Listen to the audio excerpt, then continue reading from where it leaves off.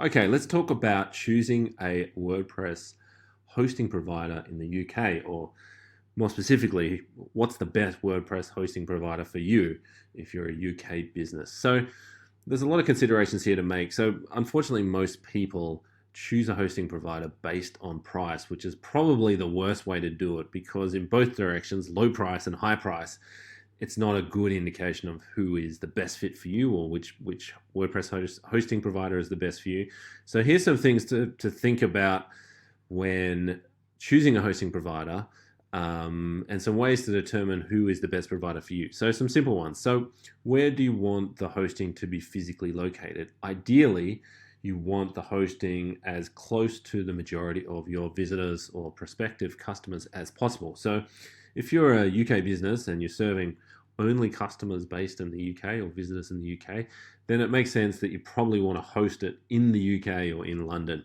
So that'll give your customers the best experience from a speed perspective. So generally speaking, the further away the hosting is from your visitors, the slower the loading experience is going to be for them when they visit the website. If you've kind of got a mix between the UK and mainland Europe based visitors, then it may actually pay to put that hosting in Europe.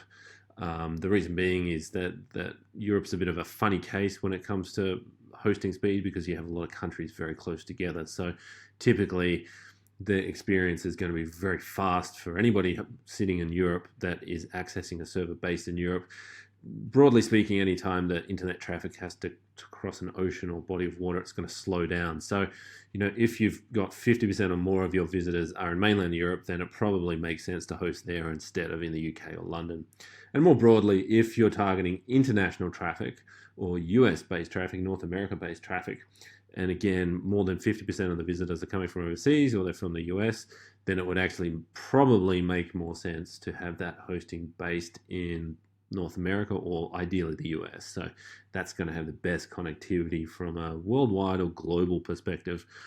Um, if you're targeting Europe and Asia equally, then maybe somewhere like Singapore might be a better bet. Singapore is a bit of an internet hub. A lot of internet connectivity runs through there, so it has very fast connectivity in terms of speed and accessibility to other countries. So a lot of considerations there to make, but broadly, make sure that the site is or the hosting is physically close to the majority of your visitors. A simple one, but very often overlooked. A really common problem we see is UK-based businesses targeting visitors in the UK and the hostings in the US, which is absolutely going to make the site experience slower for visitors. So that's a simple one. Let's talk about what your support expectation is. Do you have a high expectation of support? Do you want to call someone if the site is offline? Is email fine? Do you need live chat? So it's probably a good idea to think about support, and that probably goes in line with what type of site that you're running. If you're a small business, like a medical practice or some sort of local business that doesn't have super high reliance on the website, it's not like you're selling things online, then your support expectation is probably not going to be as high as someone who's running, for example, an e-commerce site using WooCommerce, where every second of downtime is going to cost money. So probably just wise to have do some thinking around what your support expectation is. Are you actually working on the site directly yourself? If you break something, do you want to be able to call someone and get immediate attention? Or what's your expectation around that? Broadly speaking, the more you pay for hosting, generally the better the support's going to be. So there's probably a linear relationship between the price of the hosting and how good the support is. That probably goes hand in hand again with what is your backup strategy. So particularly for a mission critical site like an e-commerce site, changes are happening to the site all the time. People are placing orders, things are changing within the site. You're probably going to need a better, more aggressive backup system than a site that has maybe a few changes per year. So most hosting providers offer a basic level of backup. Most of them aren't super great. So it's probably wise to ask about what backup there is for your site and how you access it. What happens if you actually need to do a restore? Is it an easy process? Are they going to charge you for a restore? Is the restore only going to be able to roll back 7 days, or do they keep a year's worth of backup? Those are all good questions to ask.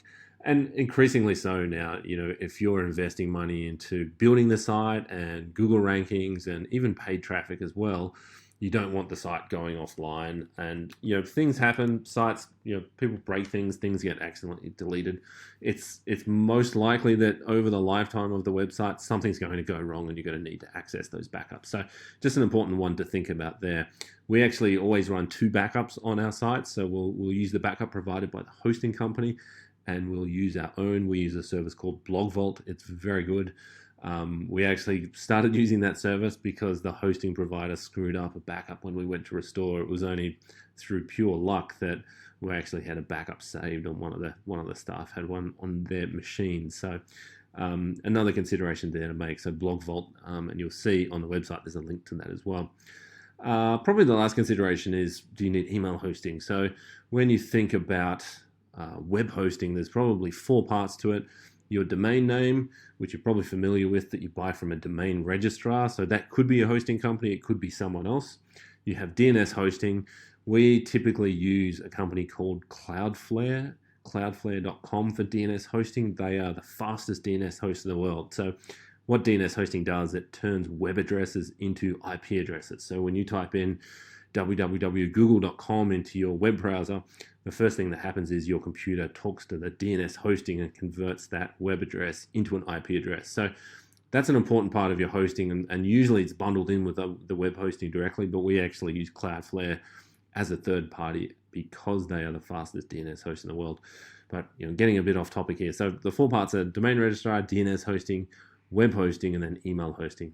So broadly speaking, we like to keep all these 4 parts with separate providers. A lot of people try and keep them with one, but that's a mistake, because the problem is if one of them has an outage, or if there is an outage, if they're all with one provider, then everything goes offline. Whereas if they're with 4 different providers, if your email goes down, typically your website will still be up.